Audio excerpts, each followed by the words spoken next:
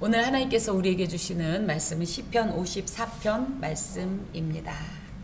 시편 54편 표제를 보면 다윗의 마스길이다. 그래서 계속적으로 참 귀한 것이 자신의 삶 전체를 두고 하나님 백성 공동체에게 선한 어떤 영향력과 또 지혜의 또 그래서 교훈이 되도록 자신의 삶을 오픈하는 것이 쉽지 않지요. 그런데 다윗은 그런 면에서 참 하나님 앞에서는 나의 어떤 모습이라도 심지어 우리가 지난 51편에서도 보았듯이 그 심지어 밧세바와 간음한 것으로 인하여서 그 수치와 그 호된 징계를 받으면서도 이것을 짐짓 개인적인 것으로만 보지 않고 하나님 앞에서 하나님의 백성 공동체가 죄를 짓는 자가 이 겪게 되는 참혹함 그 고통을 이야기하면서 너희들은 절대 이 고통을 겪지 않았으면 좋겠다라는 이런 교훈을 남기는 모습이 또 오늘 본문에도 있습니다. 여기 보면 인도자를 따라 현악에 맞춘 노래다. 그래서 이것이 제의 음악이다. 우리 표현으로 따지면 예배 시간에 드렸던 찬송가 같은 거다. 그 배경을 보니까 10사람이 사울에게 이르러 말하기를 다윗이 우리가 있는 곳에 숨지 아니하였나이까 하던 때다. 그래서 이 배경은 사무엘상 23절에서 24장 4절까지 있습니다. 다윗이 망명생활을 계속했어요. 자신의 장인인 선왕 사울에게 의해서 핍박을 당하고 대적을 당하고 실제로 생명의 위협을 느껴서 죽음의 위기와 공포감 속에서 계속적으로 이곳저곳을 이렇게 이제 마치 유리방황하는 것처럼 망명생활을 계속했는데 그때 마침 10광야라는 곳에 이 사람이 이제 도피하고 있을 때에 이 10이라는 것은 열이란 뜻이 아니에요. 그냥 10인데요. 여기는 이제 광야 이름입니다. 10광야. 여기 10사람이라는 것은 이 10광야에 머물던 사람들인데 이 사람들이 누구냐면 유다 족속이에요. 그 유다 족속이면 누구랑 관계 있는 거예요? 굳이 얘기하면 다윗의 친정 같은 곳이에요. 다윗의 본적지예요. 다윗의 고향이고요. 친족들이 사는 곳이었는데 이 10사람들이 어떤 행동을 했느냐? 사울 왕에게 다윗을 고발했어요. 설령 극악한 죄를 저질렀더라도 그죠? 특히 자신의 친족, 혈족이 안에 들어오면 어떻게 해요? 내치지 않고 보호하려는 것이 일반적인 사람들의 행동인데 이 10광야에 살던 10사람들은 그런 기본적인 그런 인륜을 저버리고 이런 행동을 했습니다. 여호와 신앙의 순수성을 상실한 사울을 대체할 새 왕으로 하나님께서 기름 부은 왕이 다윗이에요. 이 다윗은 단순히 하나님께서 기름 부음으로 끝난 것이 아니라 수차례의 혁혁한 전공을 세웠어요. 대표적으로 골리앗과의 싸움에서 블레셋을 물리치고 그렇죠?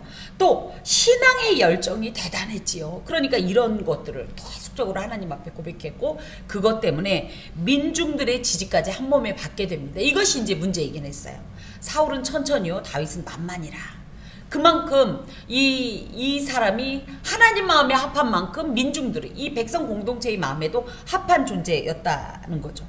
그래서 대지도자로서 그 신망이 높아져 가고 있을 때 이것을 하나님의 사역의 관점으로 신본주의적으로 보지 않고 인본주의적 관점에서 오직 자신의 왕권 유지에 급급한 이 사울과 역시 인본주의적 입장에서 자신들의 정치적 기득권 유지에 급급했던 사울의 추종자들이 이 다윗을 반역자다, 그 다음에 폐역무도한 범죄자다라고 부당한 누명과 혐의를 씌우고 목숨을 위협했는데 10년이라는 긴 세월 동안에 불안한 망명 생활을 계속해 왔을 때 그때 이런 참으로 너무 통탄할 이런 일을 만나게 된 거지요.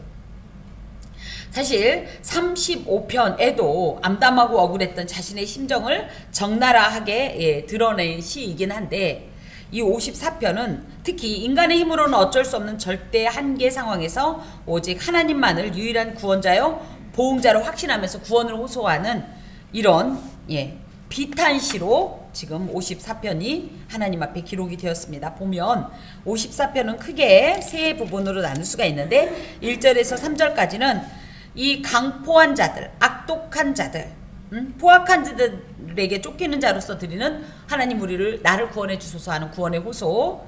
또 그 다음에 4절에서 5절은 쫓기는 중에도 오직 하나님의 구원에 대한 확신과 그러면서 그 와중에 악인에 대한 보응을 간구하는 내용이 나와 있고요. 마지막으로는 이것을 6절에서 7절까지는 선취적 신앙이다. 우리 이런 표현 많이 지금 듣고 있죠. 그래서 비록 현재는 이렇지만 나는 장차 하나님께서 나를 구원하시고 이 모든 것에 있어서 나를 새롭게 하실 것을 확신하면서 그것에 대해서 미리 나는 그 일을 이루실 걸 생각하면서 이런 소원을 드립니다. 이런 내용으로 비탄시의 전형적인 구성을 가지고 있는 내용입니다. 좀 봅시다. 하나님이여 주의 이름으로 나를 구원하시고 주의 힘으로 나를 변호하소서. 하나님이라는 표현이 우리는 그냥 다 같은 하나님이지만 여러 여호와 신명이 있는데 특히 이 이후로도 계속적으로 이 55절, 56절 등 계속 보면 시작이 뭐냐면 하나님이여예요. 이 하나님은 엘로힘 하나님, 엘로힘 하나님이라고 할 땐 전능하신 하나님이라는 뜻을 강조합니다. 그래서 하나님이여 주의 이름으로 나를 구원하시고 주의 힘으로 나를 변호하소서 할 때 지금 하나님께서 역사하실 나의 삶에 역사하실 하나님은 누구냐? 엘로힘 하나님이 지금 요청이 되는 거예요. 전능자의 이 전능성만 가지고 나를 구원할 수 있습니다.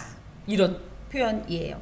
여러분은 어떤 어려운 일을 당했거나 너무 이 감당 못할 어떤 힘겨움이 있을 때 누구의 이름을 부릅니까? 사실 누군가의 도움이 절실할 때 부르는 이름이 우리도 모르게 무의식 중에 이 고백하는 내 마음이 의지 삼는 존재가 아닌가 싶습니다. 맞아요. 물론 엄마도 부를 수 있고 아버지도 부를 수 있지만 우리가 부르는 그 아버지는 모두 다 알고 있는 그 아버지가 아닌 하나님 아버지, 또 누구는 주여 이렇게도 하고 이제 그러는데 다윗 또한 마찬가지예요. 지금 뭐 부모가 계신들 노쇠했기도 했고 어떻게 자신을 이 어려움에서 건져줄 수 있겠습니까? 형제가 있은들, 자신의 부하가 있은들, 누가 있은들 이 어려운 중에 도움을 줄 자가 있겠습니까? 그래서 이런 어려움을 당했을 때 나에게 진짜 도움을 줄 분은 누구밖에 없다. 하나님밖에 없다. 이런 고백이 여기에 들어 있습니다. 다윗의 위대함은 이처럼 어려움과 환난을 만났을 때에 그것을 나 혼자 속으로 사귀거나 내가 해결하려고 고군분투하지 않고 무조건 가지고 누구 말 맞다나 연애할 때 여러분 어땠어요? 만나고는 싶은데 만나자고 얘기하긴 뭐하면 꼭 건수 하나 만들어가지고 괜히 이거 아무것도 아닌데 이거 갖다 주려고 만나야 돼 이러는 것처럼 마치 그런 느낌이 들어요. 다윗은 하여튼 누구 말 맞다나 뭔 건수만 하나 생기면 무조건 하나님이야. 하나님을 만날 기회만 있으면 건수만 있으면 그런 모습을 발견합니다. 여러분도 그렇습니까? 무슨 일만 있으면 하나님께 나옵니까? 무슨 일만 있으면 주님의 이름을 부릅니까? 나 혼자 소갈이하고 나 혼자 계산하고 이런 사람 하나님 필요 없어요. 하다 안 돼서 하나님 이거 와. 무조건 내 생각도 내 계산도 없어요. 그냥 내 지혜도 의지하지 않고 무조건 와서 하나님하고 부르는 건 다르다고 생각합니다. 여러분 우리가 무슨 일을 만났을 때 먼저 여기서 계산하지 마세요. 그냥 가지고 하나님의 이름을 부르세요. 이것이 우리가 하나님 앞에 고백하는 온전한 신앙입니다. 이런 모든 모습은 다윗이 누구를 가장 신뢰하고 의지하고 있는지를 증거하는 그런 모습이라고 할 때 어떤 것으로 내가 하나님 앞에 구원의 근거로 삼냐 하면 주의 이름으로. 그 이름은 쉔이란 말로 우리나라도 그렇긴 하지만 야 이름만 돼, 내 이름만 돼 이렇게 표현하는, 근데 이것은 단순한 그냥 어떤 힘이나 어떤 실제적인 효력 정도라면 이 히브리어 쉔은 그 이름으로 불리는 존재의 본질, 속성, 능력 모든 전체적인 걸 다 포함해요. 그 이름이라고 할 땐 단순한 힘이 아니라 그 마음, 그리고 그 계획, 그 생각, 그 목적, 그 어떤 본질적인 어떤 속성들이 다 포함이 되고 있는 건데, 하나님은 어떤 분이시냐면 의로우시고 선하시고 전능하시고 전지하시고 무소부재자시고 은혜가 풍성하시고 사랑이 많으시고 이런 모든 영원하시고, 그죠? 이런 하나님의 모든 것을 담은 것이 주의 이름이라고 할 때, 내가 구원을 받을 수 있는 조건이 뭐냐? 주님의 이름이 가지고 있는 모든 이 속성 때문에 가능합니다. 이런 뜻이에요. 사실 지금 다윗은 누구도 의지할 수가 없는 상황입니다. 가장 이제 가깝다고 할 수 있는 친족들의 배신, 그리고 또 고발, 또 사울의 위협으로부터 지금 누구에게도 보호를 받을 수 없고 도움을 받을 수 없을 때, 하나님의 모든 이름만이 나를 구원할 수 있습니다 라는 이런 고백은 진정한 이 신앙적 고백이라고 하겠습니다. 또 무엇으로 나를 구원해 달라고 하냐면 주의 힘으로. 그래서 주의 힘, 주님의 힘은 우리가 그냥 주님의 힘 그러면 그냥 무언가를 할 수 있는 실제적인 어떤 단순한 어떤 파워만 생각하는데, 이 힘이라고 하는 것은 이분이 가지고 있는 모든 능력을 의미해요. 그 능력의 대표적이고 또 가장 포괄적인 것이 뭐냐면 하나님의 천지 만물을 감찰하시고 주장하시는, 또 이것을 조성하신 이 전능하신 힘을 의미해요. 그래서 특히 주님의 이 전능하신 힘으로 나를 변호하소서. 그런데 원래 표현에는 판단하소서라고 되어 있습니다.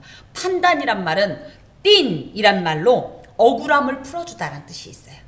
그러니까 하나님의 이 만물을 감찰하시고 주장하시고 섭리하시고 하시는 이 전능하심과 전지하심으로 나의 억울함을 풀어주소서. 왜 억울해요? 나는 사울왕에 대해서 그런 역모의 마음을 품은 적이 없습니다. 나는 친족들에게 이렇게 고발을 당할 정도로 그렇게 폐륜적인 행동을 해본 적은 없습니다. 이걸 누가 알아주려? 우리가 그러죠.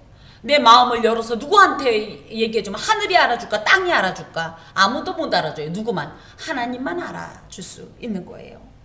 그래서 사람들은요, 어때요? 그냥 외면만 본단 말이죠. 하지만 하나님은 사건의 전후, 그 다음에 좌우, 그 다음에 뭐예요?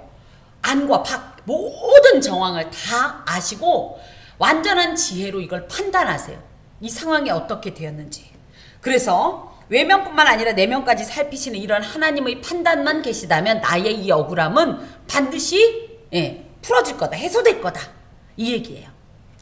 억울한 일을 당할 때 우리는 보통 사람들이 나를 이렇게 억울하게 했다는 거에 집중하지만, 사실 사람들이 내게 어떻게 하는가 보다는 하나님께서 나를 어떻게 생각하시는가, 하나님을 오해하지 않는다라는 표현을 자꾸 이제 많이 이제 되뇌이시는데 맞습니다. 하나님하고만 통하면 돼요. 사실 우리가 어떤 일을 당할 때 하나님께서 이 일을 오해하실까봐 저희가 하나님을 오해하는데요, 우리 하나님은 어떤 분이라고요? 다 아신다고요. 그래서 내 마음 아시리라는 김영랑 시를 제가 굉장히 좋아하는 이유가, 그분이 실제적으로 이제 크리스찬으로 알고 있습니다. 내 마음을 아시리는 저희 엄마도 내 마음을 몰라요. 나의 어떤 생각과 나의 속성 자체를 잘 몰라요. 내 자녀가 압니까? 몰라요. 내 배우자도 몰라요. 나의 형제도 몰라요. 그런데 누구만 아셔요? 하나님은 아세요. 저는 어린 시절부터 그래서 이 내 마음 아시리라는 그 표현을 아주 가슴 깊이 새겼어요. 하나님만 내 마음 아세요, 여러분. 다른 사람들이 몰라준다고 해서 억울해하지 마세요. 당연히 그 사람들은 모르게 돼 있어요. 그들은 하나님이 아니에요. 그러니 기대하지 마셔야 돼요. 다윗도 그런 하나님 고백을 갖고 지금 이렇게 고백을 하는 거예요. 하나님이여, 내 기도를 들으시며 내 입의 말에 귀를 기울이소서. 듣다라는 말은 샤마, 이제 우리 이제 신명기 6장에 나오는 쉐마 이스라엘 할 때 이 쉐마라는 소리인데요. 이 듣다라는 말은 어떤 소리를 듣는 것을 넘어서 상대방의 말에 깊은 관심과 주의를 기울여 듣고, 그냥 듣고서 그랬구나가 아니라 공감하고. 공감은 뭐냐면요, 이 마음을 마주보는 것이 아니라는 거야. 그 마음 속에 아예 들어가서 같은 마음이 되는 것이 공감이에요. 그러니까 우리 누군가 어떤 가슴 아픈 얘기를 하면 우리가 어떻죠? 그분을 진짜 사랑하고 그 마음을 이해하면 어떤 생각이 들죠? 어떤 행동을 하죠? 같이 울죠? 같이 막 가슴이 찢어지는 것 같고, 뭐 어떻게 해줄 수가 없으니까 울게 되죠. 이게 공감력입니다. 그런데 오히려 누군가가 너무 아파하는데 아 그랬구나 라고만 한다면 이거는 사실 하나님은 안 그래요. 저희가 울면 같이 웁니다. 저희가 힘겨워서 너무 벅차면 하나님도 그 마음을 알기 때문에 안쓰러워합니다. 그래서 예수 믿는 사람은 특히 이런 공감력을 자꾸 이렇게 좀 개발하고 좀 강화시킬 필요가 있어요. 이렇게 와서 얘기했더니 아 그랬구나 무슨 사건 접수하는 사람처럼 무미건조하게 받아들이지 말고 손이라도 잡아주고 그쵸? 또 안아주기라도 해보고 내가 기도하겠습니다. 깊은 공감력을 가지고 이것이 바로 듣는다는 건데 이걸 누가 한다? 하나님께서 하신다는 거예요. 그리고 하나님은요 공감하고 안 됐다 어떡하면 좋니 이게 우리예요. 이건 우리예요. 여기까지예요 우리는. 근데 하나님은 어떻게 하세요? 그렇게 공감하고 그에 따라서 하나님은 전능자이기 때문에 그 공감을 실제적으로 행동에 옮기시는 그런 분이십니다. 그래서 이 사람들이 왜 기도하냐 하면 바로 이 하나님의 공감에 따른 행동을 기대하기 때문이에요. 하나님께서 뭐 안 됐다 이거 불쌍한 것 이러고 만다 그러면 우리 기도할 이유가 있나요? 그럴 사람이 이 세상에도 많아요. 근데 하나님은 어때요? 너무 안쓰러워서 심지어 어떻게 당신을 죽이기까지 우리를 위해 행동하시는 그런 분이시잖아요. 그런 하나님에 대한 기대감 때문에 우리가 기도하는 거예요. 그래서 우리가 기도할 때는 그냥 내 한풀이 내 하소연을 하는 게 아니라 이 소리를 들으시는 하나님 때문에 기도하는 겁니다. 그러면서 내 입의 말에 귀를 기울이소서. 귀를 기울이다. 귀를 기울이려면 우리나라도 그렇죠. 잘 들어. 그럴 때 어떻게 해요? 이렇게 표현하듯이 하아지나라는 말이 이제 다음 주에도 귀를 기울이라는 표현이 나와서 제가 아까 순간적으로 헷갈렸는데 자 손으로 귀를 펴다. 우리는 이렇게 해서 잘 들으려고 하는데 귀를 편다라는 소리는 그만큼 잘 들으려고 한다라는 그런 마음으로 진지한 경청의 태도입니다. 하나님께서 귀를 펴서 근데 사실 하나님이 뭐 귓바퀴가 뭐 작아갖고 귀를 펴가지고 들어야 될까요? 그건 아니지만 이게 이제 신인 동형 동성론적 표현이라는 거예요. 하나님은 사람처럼 사람은 아닌데 저희가 하나님을 이해하려 하다 보니까 우리의 입장에서 하나님을 이해하는 바를 그대로 표현한 것이 신인 동형 동성론이에요. 그래서 하나님께서 귀를 펴서 내 입에다 가까이 대시고 그리고 그 입에서 나오는 것을 하나도 빠짐없이 들으시고 그리고 신속하게 응답해 주시는 이런 하나님이라는 믿음으로 하나님께서 결국은 뭐예요? 나를 구원해 주시고 나의 이 억울함을 신원하여 주옵소서 변호해 주옵소서 풀어 주옵소서 이걸 지금 기도하고 있는 거예요. 그러면서 낯선 자들이 일어나 나를 치고 포악한 자들이 나의 생명을 수색하며 낯선 자들이라고 할 때는 그냥 이방인일 수도 있지만 지금 다윗의 감정 속에는 10사람들이 유다족 속으로 친족임에도 불구하고 우리 옛날에 개그 코너에 그거 있죠. 낯설다 너 이겁니다. 그래서 분명히 나는 그동안 당신이 나와 같은 친족이고 같은 마음인 줄 알았더니 알고 보니까 마치 하나님의 언약 밖에 있는 자처럼 하나님의 말씀에 순종하지 않고 하나님을 두려워하지 않고 하나님의 일을 생각하지 않는 이런 행동을 하기 때문에 비록 친족이라 할지라도 자신을 배신한 이 행동은 하나님의 일을 알지 못하는 그런 외인과 같은 행동으로 그래서 이 낯선 자들이 일어나 나를 친다라는 표현은 비록 친족이지만 마치 이들이 하나님의 언약 밖에 있는 사람, 하나님을 두려워하지 않는 사람, 하나님의 일을 생각하지 않는 사람처럼 나를 배신하고 나를 위해하고 있습니다. 이렇게 고발하는 거예요.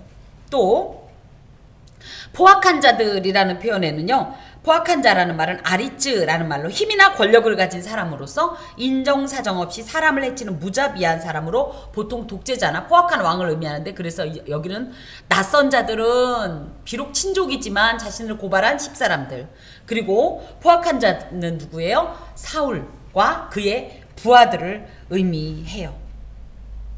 사실 이런 상황에서 아까도 말씀드렸지만 심지어 친족 앞에 배신을 당하고 그쵸? 그리고 분명히 이 인륜적인 어떤 이런 관계에 있는 사울왕 자신의 장인에게까지도 이런 이 고통을 당하는 이런 상황에서 다윗에겐 실제로 하나님 외엔 다른 누구도 의지할 수가 없는 상태예요. 없어요. 의지할 자가. 또 그러므로 하나님의 개입이 없다면 왜요? 이게 수적으로도 어마어마하게 열세인 것이 다윗은 지금 함께 있는 이 군사들이 얼마 되지 않습니다. 근데 사울은 뭐예요? 일개의 어찌됐든 국왕이고요. 왕이고요. 그죠? 자신은 그 몇몇 쪼무레기들이 지금 굴러다니고 있는 거예요. 사울 입장에서 볼 땐. 나중에 보면 자신이 막 죽은 개 같고 벼룩 같다라는 이런 표현을 하는데 그 정도로 이렇게 어마어마한 이 수적 열세에 처한 상태입니다. 그래서 이런 상황에서 하나님이 개입이 없으면 자신은 이 낯선 자들이라고 표현한 친족의 배신과 또 포악한 자라고 표현한 이 사울의 무리에 의해서 파멸 당하고 말 것입니다. 그러니 제발 나를 빨리 건져 주옵소서. 그런데 하나님을 자기 앞에 두지 아니하였음이니이다. 이 표현은 무슨 얘기냐면 이 3절의 낯선 자들과 포악한 자들이 왜 이런 행동을 했느냐 이 얘기예요. 왜? 하나님의 말씀을 전혀 귀담아 듣지 않고 하나님 자체를 두려워하지 않는 마음이라는 거예요. 하나님의 말씀에 불순종하고 또 하나님과 전혀 상관없는 악한 삶을 사는, 하나님을 자기 앞에 두지 않는다는 얘기는 하나님이 앞에 계시면 우리 막 행동할 수 있어요? 못하잖아요. 근데 하나님이 안 계시다고 생각하기 때문에 함부로 행동하는 거 아니겠어요? 그래서 하나님을 자기 앞에 두지 않는다는 것은 하나님이 없다라고 생각하거나 하나님을 우습게 여기는 거, 업신 여기는 그런 자들에게 하나님께서 어떻게 했으면 좋겠냐? 공의를 행해달라. 지금 거예요. 하나님의 공의는 무엇일까요? 자, 4절 봅시다. 하나님은 나를 돕는 이시며 주께서는 내 생명을 붙들어 주시는 이시니이다. 그래서 하나님께서 공의를 실현해 주옵소서라고 지금 기도하기에 앞서서 다시 한번 자신이 고백하는 하나님을 다시 한번 반복하면서 강조하는 내용이에요. 하나님은 누구냐? 나를 돕는 분이세요. 이거는 뭐예요? 지금까지도 나는 하나님의 도움으로 살았습니다. 내 스스로 산 것이 아니라 지금까지도 하나님의 도움으로 살았습니다. 특히 지금은 어떤 시점이냐면 반역자로 낙인 찍혀서 누구의 도움도 받을 수 없는 처지로 고립무원의 절대적 고독과 소외의 상태에서 언제 죽을지 몰라서 불안에 떨고 있는 이런 상태이지만 나는 이 와중에도 유일한 도움이신 하나님께서 나를 도와주실 것을 과거의 기억을 통해서 믿고 그 경험이 지금까지도 이어지고 앞으로도 함께 하실 것을 나는 믿습니다. 당신은 나를 돕는 분이십니다. 하나님밖에 나를 도와줄 자가 없습니다. 이렇게 먼저 고백을 하는 거예요. 또 하나님은 누구냐고 했더니 내 생명을 붙들어 주시는 이시니이다. 그래서 여기에 하나님은 나를 돕는 분이셔요. 그런데 주께서는 이라고 할 때 이 주라는 표현이 참 중요해요. 여기서는 그냥 우리는 하나님, 주님 같이 부르지만 이 주라는 표현은 아도나이라는 말로, 이 주라는 얘기는 당신이 나의 주인이란 뜻이고요. 그 상대에 있는 나는 누구란 뜻이에요? 당신의 종이라는 뜻이에요. 그럴 때 이것은 당시 중동의 주종의 의무와 권리를 상기하게 합니다. 뭐냐면 종은요 어떻게 하면 돼요? 주인이 시키는 대로 무조건 복종하고 그 뜻을 따르면 돼요. 그러면 주인은 뭘 해줘야 되냐면요, 종의 생명을 보호해줘야 돼요. 그러니까 여기서 주님 이렇게 표현한 건 뭐예요? 나는 당신의 종입니다. 그러니 나는 당신의 모든 명령과 뜻을 따라 복종하겠습니다. 그러니 주인이신 당신께서 뭘 해주십시오? 나의 생명을 보호해 주십시오. 나를 이 위기에서 구원해 주십시오. 이렇게 고백하는 거예요. 특별히 하나님께서는 자신의 주인으로 종된 자신을 붙드는 이런 분이에요. 물론 지금 현재 다윗의 옆에는 다윗 혼자만 있는 건 아니에요. 다윗의 동료들이 있어요. 한 400명 정도의 무리들이 있는데 이들도 다윗을 보호하지만 이들로서는 이런 어떤 수적 싸움에서 밀릴 수밖에 없어요. 그런데도 하나님만 이곳에 계시면, 그래서 이런 표현이에요. 하나님은 나를 붙들고 나를 돕고 나를 지키는 그 어떤 존재보다도 최상의 존재요. 가장 확실하고 완전하게 붙들어 주시는 분이십니다. 우리가 어떤 일을 만나면 많은 도움을 구할 자들을 저희가 떠올리죠. 아, 이런 일은 이 사람하고 얘기했으면 좋겠어. 이건 이 사람이 도와줄 수 있을 것 같아. 아, 이건 이 사람하고 상의하면 좋겠어 라고 생각하지만, 사실은 물론 그런 필요가 있어서 붙여주시긴 했지만 무엇보다도 이 모든 관계나 이 모든 어떤 것들, 지혜 중에서도 가장 최고의 이런 어떤 지혜, 또 가장 강력한 힘, 가장 끝까지 나를 책임지시는 완전하신 손길은 하나님밖에 없다라는 사실이에요. 다윗은 지금 그래서 이국의 누군가를 막 불러서 막 연합군을 동원해서 막 이런 생각보다는 그 누구도 필요 없습니다. 하나님만 계시면 됩니다. 지금 이 얘기예요. 그러면 이 표현이 하나님께서 막 한번 후 하고 불면 막 다 쓰러지니까 그러냐? 그것도 그렇지만 거꾸로 얘기하면요. 사람에게 가장 위험한 건 뭐냐면요. 중심으로부터 마음이 무너지는 거예요. 내 마음이 무너지는 게 가장 먼저 그래서 눈싸움을 한다 그러죠. 보통 맹수들도 싸움을 딱 시작할 때 눈싸움을 한다 그러죠. 기싸움이라고 표현하죠. 벌써 눈싸움에서 흔들리면 지는 거 아니겠습니까? 우리가 이게 중심이 무너지면 지는 거예요. 근데 하나님이 계시면 어떻게 해요? 내가 하나님을 붙잡기 때문에 여기가 정말 하룻강아지임에도 불구하고 범이 안 무서워요. 예. 그렇기 때문에 하나님께서 붙잡아 주시고 하나님께서 함께 하시는 것이 가장 강력하고 온전하고 확실한 이런 분으로 그 고백을 지금 하고 있는 거예요. 특히 하나님은 내 생명을 붙들어 주신다 할 때 이 단순한 이 하이 뭐 우리나라 표현으로 근데 생명 이 생명도 생명이지만 네페시라고 해서요. 나의 영혼육 특히 영혼을 지키시는 분이라는 거예요. 하나님은 그러면 영혼만 지키고 육체는 손상시키냐? 그게 아니라 영혼까지 지켜주시는 분이시다. 누군가하고 얘기를 했어요. 우리가 근심이 있을 때 그죠? 많이 얘기하죠. 친구를 만나서 얘기해요. 그렇게 만나고 나서 얘기하고 오면 막 속이 막 뿌듯하고 막 무언가 다 이루어진 것 같아요. 아니면 이상하게 허전하고 이상하게 마음이 좀 서운하고 뭔가 후회스러워요. 전 조금 그래요. 이만한 일이 있어서 그걸 사람한테 가서 막 풀고 나면 이상하게 마음이 그죠? 오히려 텅 빈 것 같고 슬프고 그렇죠. 그러면서 후회스럽고 그런데 희한하죠? 그걸 하나님 앞에 와서 얘기하고 하면 어때요? 거꾸로 막 그죠? 뭐가 달라요? 똑같아요. 친구한테 가서도 막 울고불고 다 했을 거예요. 여기 와서도 기도하면서 울고불고 다 했어요. 똑같이 했는데도 얘기 다 했어요. 똑같이. 그런데도 오히려 하나님은 어떤 때는 가만히 듣고만 계시는 것 같아. 그죠? 그랬어. 어머야 나도 슬프다요. 어머 웬일이니? 막 이런 얘기도 안 해주셨어요. 그죠? 리액션도 전혀 없는 것 같이 그냥 당신은 묵묵히 듣고 계신 것 같아요. 친구는 어때요?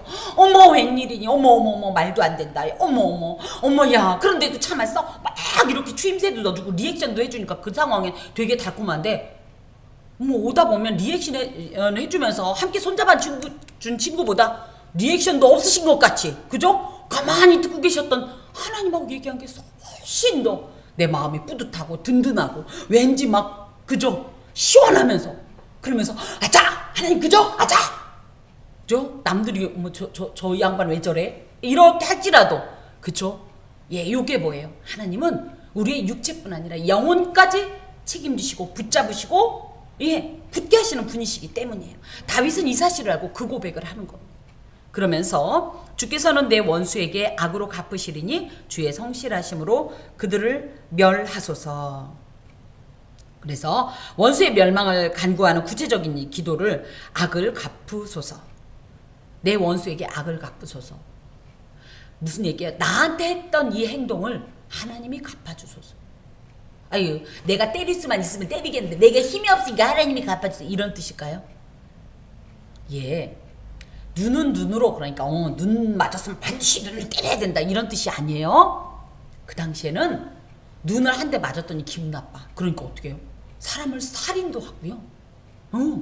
한 다리만 살짝 걸어 넘어뜨렸어도 기분 나쁘면 막 그걸 뭐라 그래? 과잉 방어? 이런 행동을 해도 걷잡을 수가 없는 그런 시대였어요. 그래서 야! 눈 맞았으면 눈까지만 때려. 요게 눈은 눈으로 이는 이로예요, 여러분. 근데 우리는 이상하게 그래 눈 맞았어 내가 반드시 눈으로 갚아주리라. 그래서 이걸 동해보복법 이럽니다. 맞은 만큼만 하라는 얘기예요. 법이 없을 때는 뭐 내가 기분만 나쁘면 머리만 한번 잡았어도 그 이상의 행동을 했었는데 그걸 규정 지은 거예요. 근데 사람이요 내가 맞은 요만큼이 얼만큼인지 정확하게 알아요? 예를 들어 눈을 한 대 딱 맞았다 칩시다. 그러면 이 사람이 어떤 힘으로 제가 뭐 그건 잘 모르지만 어떤 힘으로 어느 정도의 상처를 줬는지를 정확하게 계산해서 그대로 상대를 때릴 수 있어요 없어요? 솔직히 얘기하면 맞으면 그대로만 돌려주면 분해 우리는 그죠? 그래서 왜 발싸움이 안 끝나냐? 이 사람이 한 번 말하면 내가 말했어요. 그러면은 이 사람 입장에서 뭐예요? 원래 1대1인데 지는 것 같아. 그러니까 한 번 얘기해. 그럼 2대1? 그럼 나는 못하냐? 이래서 끝까지 가는 거예요. 사람은 이기고 싶은 마음이 있어요. 감정도 마찬가지예요. 한 대 딱 맞았어요. 그러면 요걸 정확하게 요대로 갚기엔 약간 손해라는 것 같아. 그쵸? 그래서 어떻게 해요? 탕 때리는 거 플러스 알파를 한단 말이에요. 내 감정에 겨워서. 그런데요, 이게 엄밀히 말하면요, 원래 내게 줬던 이 해가 5개였다. 그런데 내가 5개 플러스 알파 했다면 이 알파는 하나님 앞에 죄예요. 여러분 아세요? 그러니까 원수를 우리가 갚으려고 그래도 제대로 갚아지지가 않아요. 거꾸로 얘기하면 그래서 어떻게 돼요? 하나님은 이 모든 걸 다 아세요. 정확하게 판단하세요. 그러니까 하나님이 갚아주시라는 것은 어차피 결과는 똑같아요. 원수는 갚는 거예요. 근데 내가 갚으면 어떻게 돼요? 내가 그 양 조절에 실패해요. 100이면 100. 우리가 쉽게 이해하기 위해서 이런 말씀을 드리는 거예요. 근데 하나님이 갚으시면 어떻게 돼요? 아주 정확해요. 거기다 대고 우리 하나님은 어떤 분이시에요? 생명을 사랑하시는 분이세요. 그래서 저희는 이 사람을 해코지하고 고통을 주려고 악을 행한다면, 어떤 이 복수를 한다면, 하나님은 그게 아니에요. 하나님은 오히려 복수를 통해서 선을 이루세요. 그러니까 하나님이 선하시다는 거예요. 저는 이 사람이 그냥 쭉 망했으면 좋겠는데 하나님은 망하는 중에도 그 영혼은 구원해. 막 이런 식으로 예상 밖의 행동을 하셔요. 그렇기 때문에 하나님께 맡기면 모든 것이 선하고, 그래서 원수를 내가 갚을 수도 있겠죠. 진짜 다윗은 나중에 왕이 됐기 때문에 갚을 수도 있겠죠. 이미 기름 부음을 받은 상태에서. 하지만 이런 원리를 아는 다윗은 하나님 내가 갚으면 오히려 과할 수도 있고, 또 이것이 하나님 앞에 의롭지 않으니, 온전치 않으니 하나님이 갚아주셔서 이런 고백입니다. 악을 갚다라는 말에 갚다라는 말은 슈브라는 말이에요. 혹시 슈브라는 말을 기억하십니까? 슈브는 뭐냐면 유턴한다 이런 뜻이에요. 우리 표현으로 따지면 회개한다가 슈브예요. 슈브. 왜 유턴을 해야 되냐? 이게 원래는 이렇게 가야 되는, 그러니까 원래는 여기 있어야 되는데 죄에 떠밀려서 자꾸 밀려가는 거예요. 가다 보니까 오라 이 길이 아니네 하고 빨리 돌아오는 게 슈브예요. 요걸 갚다라는 표현에도 이 슈브를 쓰는데요. 자신에게 악을 행하였던 원수들에게 그 악을 도로 갚아 주기를 원하는 거예요. 이거는 뭐 인지상정 아니겠습니까? 하지만 이것을 사사로운 복수의 감정으로 표현하기보다는 악에 대한 하나님의 공의로운 어떤 이런 행동을 간구하는 겁니다. 분명히 이들이 한 것은 악이에요. 왜요? 배신했죠. 악이죠. 또 뭐예요? 죄 짓지 않은 자를 무고하게 죄인으로, 그죠? 낙인 찍죠. 이것도 악이에요. 이것을 하나님께서 갚아주셔서 당신의 공의를 실현해 주시고, 그로 인해서 나의 이런 어떤 받은 것도 갚아지는 이런 결과가 있기 때문입니다. 왜 이것을 특히 하나님께 갚아달라고 했냐면요. 사실은 다윗에게 사울을 직접 죽일 수 있는 기회가 2번이나 있었어요. 첫 번째는 뭐예요? 사울이 저기 배 아파갖고 응가하다가, 그쵸? 그 안에 그 다윗 일당이 있었죠.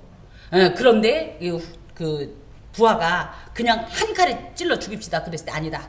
하나님의 기름 부은 자를 함부로 손대면 안 된다. 그래서 겉 옷자락만, 이 겉 옷을만 뱉거든요.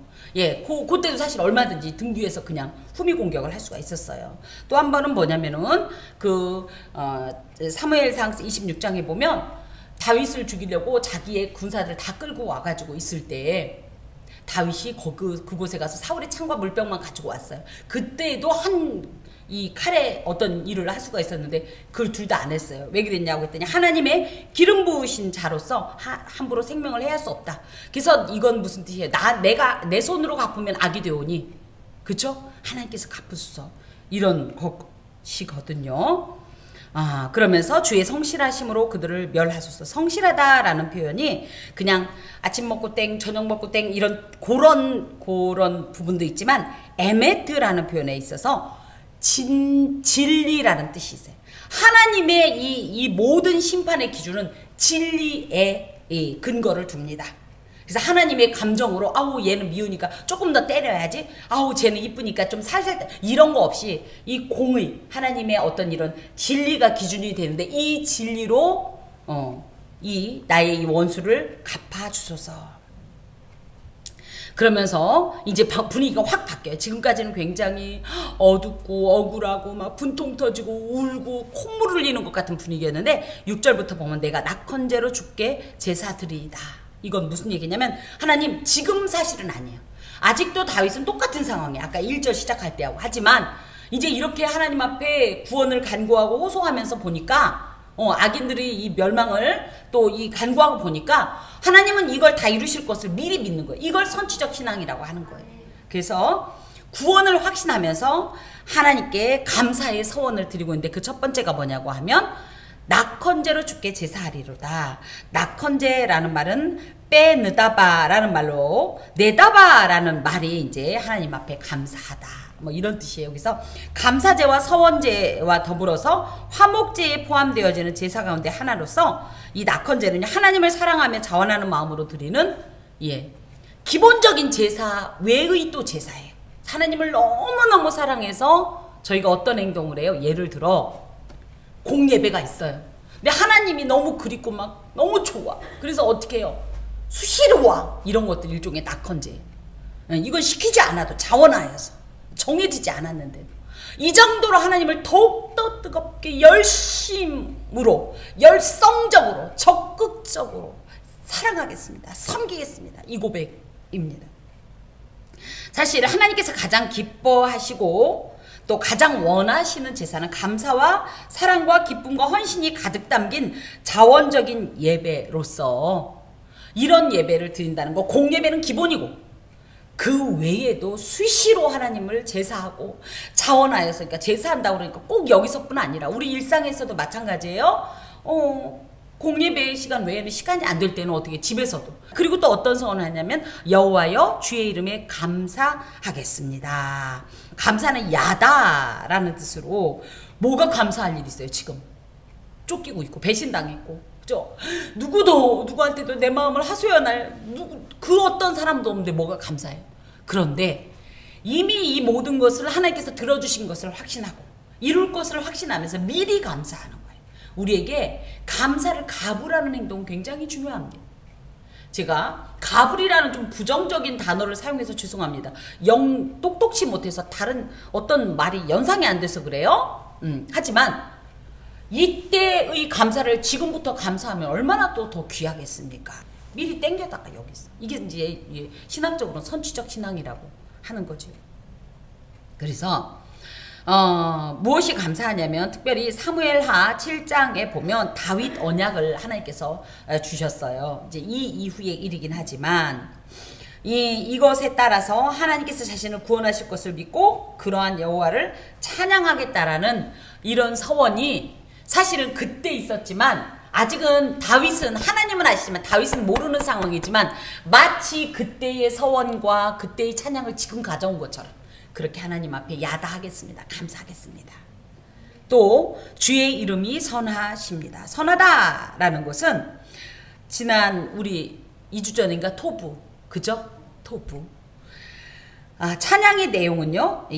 주님 이건 뭐냐면 하나님 앞에 드릴 찬양의 내용인데 우리 하나님은 선하십니다라는 찬양을 드리겠다는 거예요. 다윗의 입장에서 지금 하나님이 선하신 것 같습니까? 모든 것이 완벽합니까? 응? 너무 억울하고 너무 분하고 진짜 너무 슬프고 외롭고 그럼에도 불구하고 하나님은 이걸 다 아셨을 뿐만 아니라 나에게 결과적으로 이런 과정을 통해서 결과적으로는 나한테 어떤 일을 행하실지 하나님께서는 절대적으로 선하신 분이기 때문에 나한테 가장 복된 걸 주실 거야. 가장 놀라운 구원을 이루실 거야. 라는 확신 가운데 그 일을 이루신 하나님을 찬양하겠습니다. 그래서 찬양의 가사는 뭐예요? 여호와는 선하십니다. 라고 찬양하겠습니다. 그 얘기입니다. 참으로 주께서는 모든 환난에서 나를 건지시고 내 원수가 보응받는 것을 내 눈이 똑똑히 보게 하셨나이다. 지금 봤다고요? 여기에 사실은 보게 하실 겁니다. 이렇게 써야 돼요. 근데 뭐라고 했어요? 보게 하셨나이다. 이미 완료됐네. 봤대요. 못 봤어요. 이게 믿음이에요. 믿음은 바라는 것들의 실상에 보이지 않는 것들의 증거입니다. 바라는 건 뭐예요? 아직 시대적으로는 미래예요. 그죠? 그런데 이것의 실상, 이 미래를 현실화한다는 거예요. 현재적 시점으로 본다는 거예요. 그래서 우리가 기도하는 수많은 내용들을 어떻게 바라고 있죠. 바라니까 기도하잖아요. 하나님, 나의 자녀들이 이런 신앙의 사람으로 살기를 원합니다. 그죠? 나의 이 어려운 형편이 하나님 이런 복된 그죠? 하나님께서 복되고 안전한 지대로 인도하시기를 원합니다. 이게 바라는 것이에요. 이 미래적인 것을 실상으로 받는 거예요. 마치 지금 이루어진 것처럼. 그래서 뭐 하는 거예요? 지금 내가 너무 슬퍼요. 내 신세가 너무 한탄스럽고 이렇게 우는 게 아니라 그때의 그 바라는 것의 실상을 지금 이미 가져다가 고백하는 것이 믿음이에요. 보이지 않는 것들의 증거다. 이게 둘이가 말이 안 맞는 거예요. 증거는 뭐야? 반드시 보여야 하는 게 특징인데요. 믿음은요, 보이지 않는데도 우리는요, 이 보이지 않지만 확실한 증거를 갖고 있기 때문에 안 뺏기는 거예요. 이게 믿음이에요. 다윗도 마찬가지라는 거예요. 하나님은 분명히 모든 이 환난에서 나를 건지실 것을 나는 확신합니다. 난 그걸 믿습니다. 반드시 이룰 것을. 내 원수가 보응받는 것을 나는 볼 것을 믿습니다. 아니 그것을 나는 이미 이루었다고 나는 이미 믿음으로 고백합니다. 지금 이런 고백이에요. 하나님께서 장차 베푸실 그 구원의 모든 역사를 다윗은 믿고 있다라는 거예요. 특별히 건진다라는 나찰이란 말은요, 위험과 위협으로부터 위로와 생명과 안전을 준다는 뜻을 갖고 있어요. 하나님이 건진다는 게 단순히 그냥 건져놓고 마는 게 아니라 위로해주고 또 생명과 안전을 주는 이런 행동이시라는 거고, 특히 내 원수가 보응받는 것이라고 할 때는 나는 뭐예요? 나는 건진받고, 그죠? 하지만 그와 대조되는 대적들은 어떻게 되고, 하나님의 보응으로, 하나님의 공의의 실현으로 철저히 쇠퇴하고 멸망하는 것을 보게 하신다는 거죠. 물론 현재는 대적하던 사울이 멸망하기에는커녕 여전히 득세하고 있었던 상황이지만 신앙의 눈으로 보면 그게 보이는 거예요. 신앙의 눈으로 보면. 제가 몇 주 전에도 얘기했지만 나중에 보자. 예수님 믿는 사람에게 있어서 가장 큰 확신은 뭐예요? 나중에 보자. 그게 일을 갈 필요는 없어요. 나중에 보여줄게. 이거예요. 나중에 보여줄게. 사람들은 지금 우리에게 뭐라, 아이고 그 와중에 기도만 하면 되겠어. 그쵸? 이거 믿는다고 뭐가 나와? 근데 저희가 그럴 때 그냥 그래 얘기해봤자 안 믿어요. 사람들은 봐야 되기 때문에. 보여줄 수가 없잖아요. 그러니까 저희가 뭐라 그래요? 웃으면서 나중에 보여줄게요. 이게 믿음이에요. 우리는 알아요. 나중에 반드시 보여줄 수 있어요. 보여줄 거예요. 아멘? 저도 보여줄 거예요. 나중에 보여줄 거예요. 이게 믿음입니다.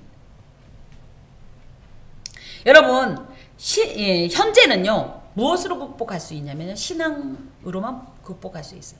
신앙으로 극복한다니까 지금 힘들지만 믿음으로 내가 견디겠습니다. 이것보다는 그 나중을 미리 가져와서 이 신앙의 눈으로 보면 지금 현재가 아니라 미래가 보이는 거예요. 그쵸? 그래서 현재의 이 어려움은 신앙의 눈으로만 극복할 수 있어요. 그리고 현재의 이 어려움 속에도 신앙을 유지하려면 어떻게 돼요? 여전히 이 신앙의 눈으로만 우리가 바라볼 때 신앙이 유지될 수 있는 겁니다. 시편 150편 가운데 비탄시는요 36개나 돼요. 그러니까 150 나누기 5분의 1이 넘어요. 비탄시가. 그 중에서도 다윗이 지은 비탄시가 36개 중에서도 27개. 이게 무슨 얘기냐면 그만큼 다윗이, 우리는 다윗 그러면 복된 왕, 하나님의 뭐 그릇으로 쓰인 이런 얘기 하지만요, 그만큼 삶이 고난과 역경과 환난과 정말 배신과 상처와 이 모든 것으로 점철된 삶이었다라는 것을 우리가 알 수 있습니다. 이 모습은 어떻게 연결이 되냐 하면 인본주의와 신본주의의 대결, 현재가 그렇습니다. 이 현장이, 이 세상이. 인본주의는 뭐예요? 사람을 중심으로 해서 사람의 관점으로 보는 이런 세상적 관점과 하나님의 관점, 우리는 하나님이 중심이다. 하나님으로서 보는 이런 신본주의적 이런 어떤 가치관과 관점의 대결의 현장이 이 세상이에요. 이 세상에서 지금 다윗처럼 저희도 성도의 신분으로 살아갈 때 당연히 다윗이 당했던 이런 고난을 저희가 당할 수밖에 없다라는 사실이죠. 구속사적 관점으로 볼 때 하나님께서 세우셨던 왕이고 신본주의자였던 다윗이 왕으로 등극하기까지는 인본주의적 선왕 사울과 그의 추종 세력들로부터 당해야 했던 위기와 시련, 고통, 고뇌가 어마어마했어요. 하지만 끝내는 뭐예요? 하나님을 의지하니 이 다윗은 승리하게 되는 거예요.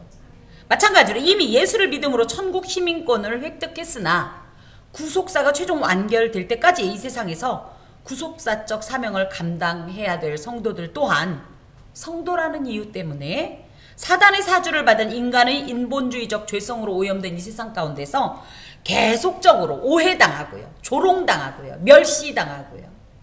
지금은 이제 코로나가 종식이 안 됐음에도 불구하고 이제 정치적으로, 정책적으로 좀 많이 완화되는 분위기입니다만은 이런 모든 상황 가운데에서 그들을 비난할 거 없어요. 이건 당연한 겁니다. 당연한 거예요. 이런 영적 전투 현장에서 인본주의자들이 우리를 향해서 조롱하고 멸시하는 것을 너무 고깝게 생각하지 마세요. 그들 입장에서 보면 당연히 이해가 가는 거예요. 그렇다고 이해한다고 해서 그걸 수용하고 타협하라는 건 아니지만 그냥 너무 이 반감을 갖고 그러지 마시고 오히려 저 입장에서 뭐예요? 그들이 알지 못하는, 우리는요 언제든지 이들을 이해해요. 하지만 이들은 우리 이해 못해요.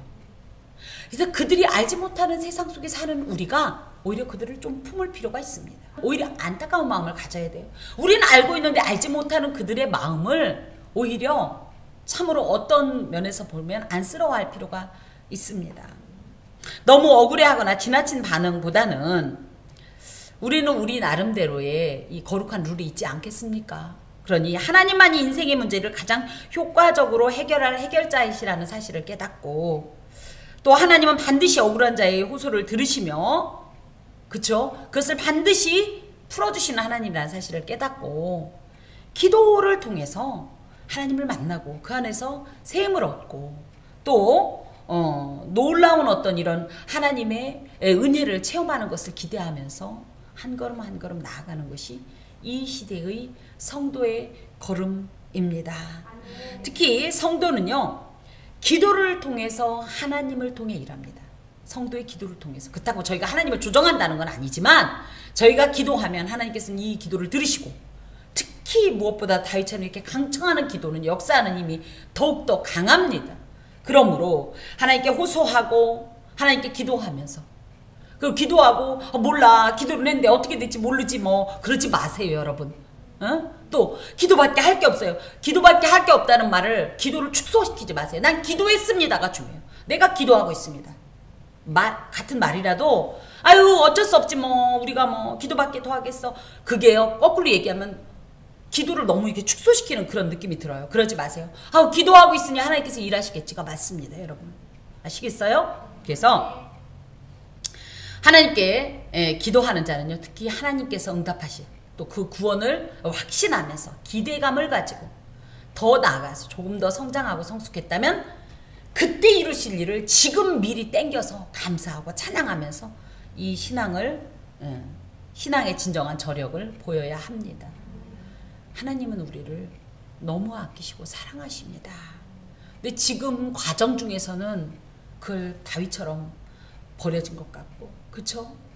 막 사면초가의 상황에서 숨이 안 쉬어질 정도로 힘겨운 것 같지만 나중에 보자고요. 나중에 보여드리겠습니다. 제가 이렇게 말씀드린 내용을 반드시 여러분 앞에 보여드리겠습니다. 하나님께서 정말로 약속하신 것을 어떻게 이루시는지. 그때 제가 초대할 테니까 모두 참석하셔서 그 놀랍고 귀한 광경을 함께 누립시다. 기도합니다. 주님 감사합니다. 세상은 우리를 이해할 수 없습니다. 또한 세상은 우리를 결코 사랑하지 못합니다. 하지만 우리는 나를 이해해 주신 하나님이 계시기에 이 세상 가운데 일어나는 수많은 일들조차도 포용하면서 또 때로는 이해하면서 안타까이 중보할 수 있습니다. 무엇보다도 내 삶을 향하신 하나님의 이 모든 일들, 하지만 이것은 우리를 악하게 하고 멸망시키려 함이 아니오 선하신 하나님께서 하나님의 의를 이루시고 무엇보다도 우리를 온전케 하시려고 행하시는 것인 것을 믿사오니 주여, 지금은 아프지만, 지금은 힘겹지만 하나님의 일하심을 신뢰하면서 굳게 하나님을 붙잡게 하시고 하나님의 붙드심을 더욱더 또 확신하면서 하나님을 의지하며 나아갈 수 있도록 도와주시옵소서. 주님, 우리에게 믿음을 주옵소서. 하나님의 행하실 미래적 모든 일들에 대한 확신을 주옵소서. 그것을 굳게 잡게 하여 주시고 정말 종말에 이루실 또 보여주실 하나님의 귀한 일들을 미리 기대하면서 하나님을 찬양하는 온전한 성도가 되게 하여 주옵소서. 오늘도 또 이번 주도 계속적으로 하나님 앞에서 계획되어지고 걸어가는 모든 과정들이 있을 터인데 그때마다 하나님 우리의 마음이 흔들리고 요동하지 않도록 우리를 굳게 잡아주시고 하나님만 신앙하며 하나님을 신뢰하며 나갈 때 승리케 하옵소서. 예수 그리스도의 이름으로 기도드립니다. 아멘.